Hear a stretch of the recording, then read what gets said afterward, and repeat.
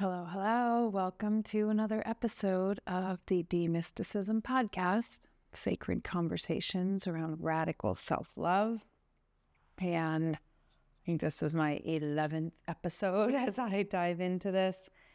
11 weeks of exploring my own life and trying to share some lessons in real time that I am hopeful can help someone out there. I have a really small listenership right now. So first off, I know I had some audio issues last week. I think I have corrected it.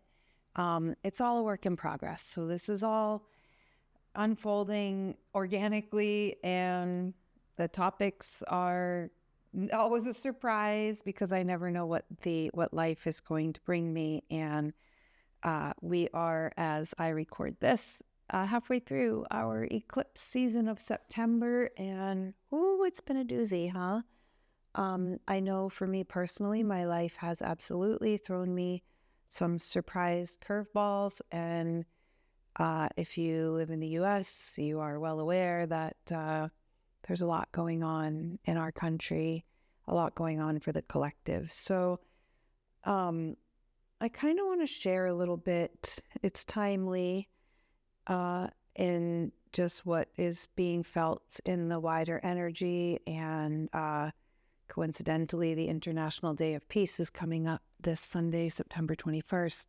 I had already had something planned in alignment with that day for quite a few weeks, and now it just seems like the perfect thing to be offering and talking about in this moment. So I think what I would love to share in this episode, and hopefully keep it fairly brief, is around our sense of inner peace and what that really means, and what I have discovered for myself in the last few weeks as I've been exploring my own experiences. And some of that, a lot of that, is around very deep transformational change that's been showing up in my life in some really interesting ways. Interesting is the best way I could probably frame it, because as I've shared here, I'm in a career transition, which is lovely and welcome and scary,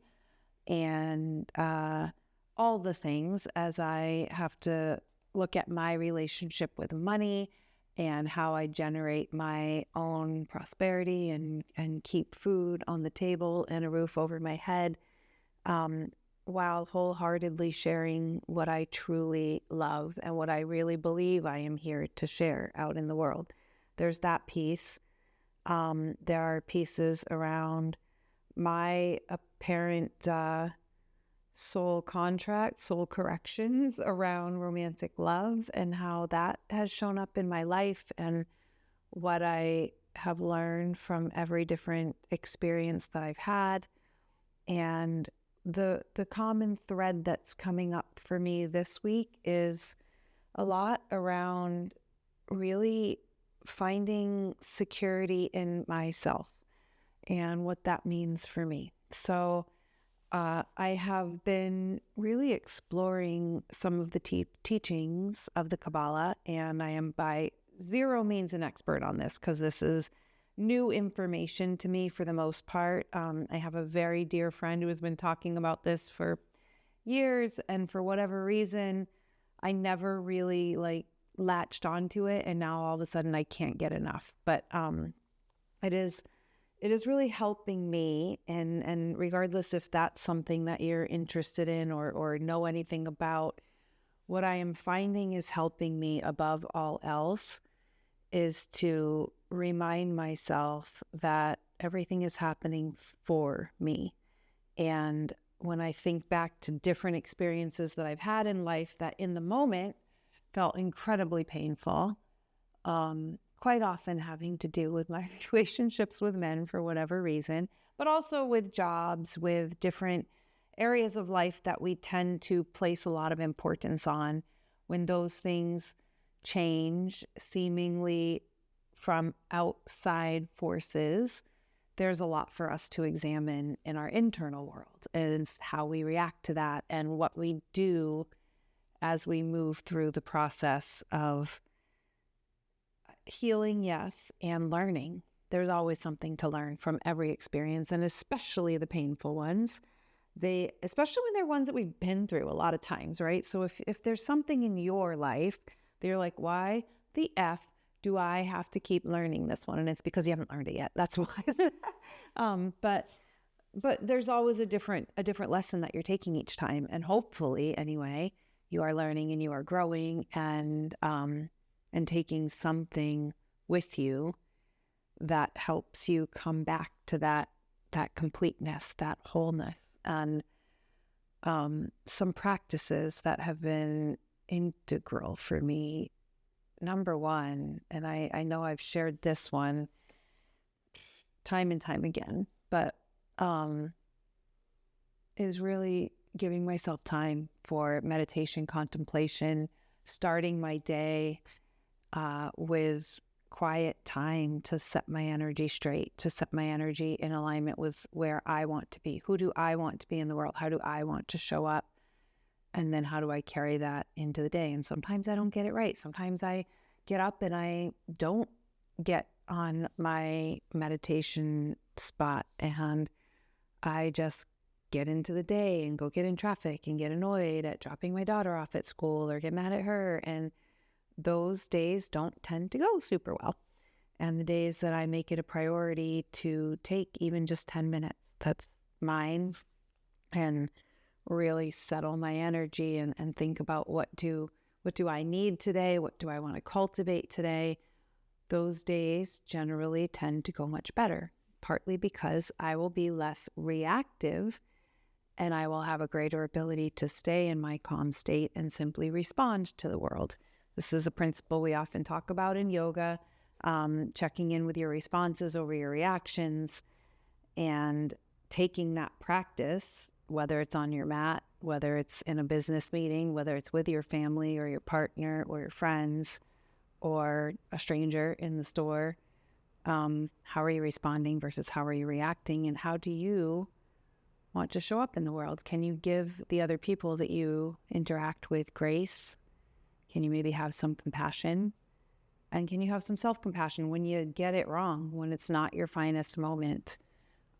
So that's been one, is really making sure as I move through, stages of grief over loss of a relationship and then questions around painful things that happened there, allowing myself the grace to feel it, be in it for a minute, and then recognize the gifts in it, the lessons, the rewards of finding the compassion, finding the equanimity. This has been a big one. I went to a Dharma talk yesterday at one of the studios I'm involved with around equanimity, and I was like, oh, this was exactly what I needed to remind myself of, that neutrality around whatever is happening in your life, whatever sensations are present in your body, wherever your energy is, whatever you are experiencing.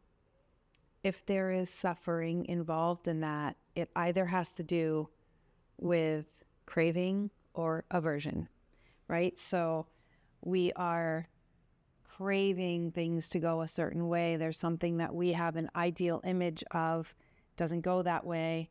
We get upset. We are creating that suffering that is coming from within. Same with something's happening in life and I don't like it. I don't want this. This is not how I want things to go. Aversion, also creating the suffering. So can we rather come to a little bit of neutrality, come back to our breath, ground ourselves, and see these experiences for they just are. There's just an isness to this experience. And maybe then once we can get out of the emotion of it and come to a little more neutrality, we can start to see, what is this trying to show me? What do I have to learn here? Because regardless of what happens in your life, if you think you are a victim of any certain situation or another human, perhaps you are. You're allowed to have that as your truth. And I would always invite you to look at your role in that. What part did you play? Or was your soul asking for this experience because there is something to be learned there? And I recognize that I might be inviting some not so nice comments when I say things like that, because there are some terrible freaking experiences that people go through. Absolutely. And to say your soul wanted that sounds really insensitive. I'm not necessarily talking about big traumas, and in no way am I trying to say that if something really, really hard has happened in your life that you asked for it. I am not saying that. I am simply saying that what works for me, what helps me, is to try to see it from that lens, regardless of how sucky the situation is, because it kind of gives me a little power back to take that and transmute it, whatever it is. You can take your pain and transmute it into a gift, transmute it into a learning opportunity in this crazy ass earth school, and then maybe even use it as an opportunity to share what you've learned and help others. Just think about it. You don't have to accept that as your truth. We can hold two truths at the same time, like, this experience truly sucked. I wish I didn't have to go through it. And maybe there's a gift here. Maybe there's something I can take away that I can then transmute into goodness, into an opportunity to not necessarily repeat this experience, an opportunity to help other humans along the path. Maybe. I just know that I have been shown quite frequently in the last few weeks that when I pour my heart and soul into the things that I truly, truly know deep in my core I am here to put out into the world, that they're welcome, they are received wholly. I teach yoga, I do sound healing, I work directly with people in energy work, and the beautiful gifts that I receive from that are when people reach out and tell me it really made an impact on them. This really helped them get through something that they were going through, or it helped them just get through a day, the next hour, whatever it is. This is truly why I know I am here, why I feel I am on this planet in this moment. It's what I'm here to share. And when I am bringing it from a pure, whole place of my loving commitment to fill out my purpose, to help others, it is rewarding, whether it comes in financial rewards or just love reciprocated back. Those things all help fill my soul and help me keep going. So probably just going to keep this a really short episode. I'm trying to keep these from being too long because I know not that many people are listening anyway, which is great. I don't mind. I'm not complaining. Thank you if you are listening. And if this is helping you, I'd love it if you leave me some comments and let's have some conversations. I'd love to start having conversations with others. I have some beautiful friends that I'd love to add their voices to this podcast. But I didn't open this with a meditation. Again, I'm experimenting. I'm trying to see what's actually going to work. What do people really want? But I am going to offer a closing meditation, and we'll see how this comes out. If perhaps I want to add sound, I think I can do this. It's all an experiment, y'all. I am doing everything kind of a little bit haphazard, and I don't care. I kind of think this is where it seems to be most in flow for me, is when I don't plan things. I am letting this literally be channeled through me organically. So Let's do a little bit of cultivating some peace. I'm going to invite you to settle in, noticing for a moment just whatever part of you is connected with the floor. If you're sitting on the floor and your sits bones are connected, if you're driving, just, drop in and feel what is touching either a surface beneath you or the earth or whatever it is. And if you are driving, please don't close your eyes. If you are in a space where you could close your eyes, let's do that. And as I breathe in, I remind myself that I am whole. As I breathe out, I release any energy of others that I may be carrying right back to them. Breathing in, I call the scattered pieces of my soul back into harmony. I return to my truest self. I, in this moment, am complete. I know with certainty that within me lives the ability to love freely. I have the strength to hold healthy boundaries around my soul and its purpose. I allow this universal love and this unbound strength to meet in balance at the center of my beautiful being. Exhaling out, I settle into a deep knowing of my connectedness to all that is. I am safe. I am supported. I have everything I need. I allow myself to relax and I open my heart. I surrender all my fears and worries.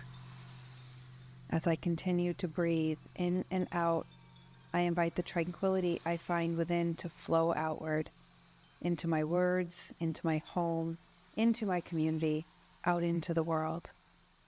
I align myself with the frequency of love. I am whole. I am balanced. I am an ever-expanding vessel of peace. May the light of love within shine outward until it becomes a beautiful, glowing light for all.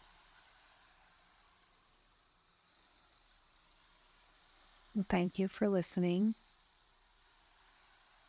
I wish you all peace, love, happiness, health, a free and easy soul. And I will talk to you next week.